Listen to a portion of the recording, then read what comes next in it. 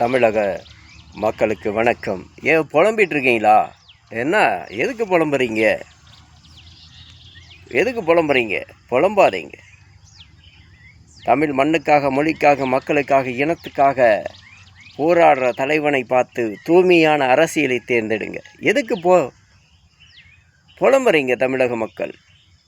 ஐயையோ, காவல் நிலையத்துக்கு போன என் பையன் திரும்பி வரலையே, பெணமாதான் வரானேன்னு புலம்புறீங்களா? ஐயையோ, என் ஸ்கூலுக்கு போன பொண்ணு திரும்பி வரலையே அப்படின்னு புலம்புறீங்களா? ஐயையோ, என் விவசாய நிலமெல்லாம் ஆக்கிரமிப்பு பண்ணுறானே, ஈத்தேன் கொடுக்குறான்னு புலம்புறீங்களா? என் பையன் குடிச்சு சாவறான்னு புலம்புறீங்களா?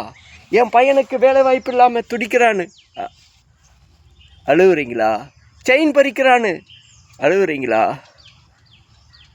சாக்கடை கால்வாய் அடைச்சிக்கிச்சு தண்ணியில் போட்டே ஓட்டலான்னு அழுவுறீங்களா? சீரமை செஞ்சு கொடுக்க மாட்டேங்கிறான்னு.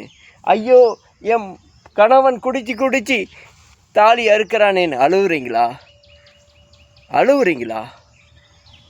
அழுது கொண்டே இருங்க, இன்னும் நிறையா அழுவைங்க. 60 வருடங்களாக இந்த மண்ணில் திராவிட ஆட்சி செய்கிறான். அண்டி பிழைக்க வந்தவன், இந்த நிலத்தில் அண்டி பிழைக்க வந்தவன், மஞ்சப்பை தூக்கிட்டு வந்தவன், இன்றைக்கு உலக பணக்காரராக வாழ்ந்து கொண்டு இருக்கிறான். தமிழை என்ன பண்ணுறான்? பிச்சை எடுத்துட்டு இருக்கிறான். வடக்கன் அடிக்கிறான்னு புலம்பிட்டு இருக்கிறீங்களா? எல்லாமே நடக்குமடா.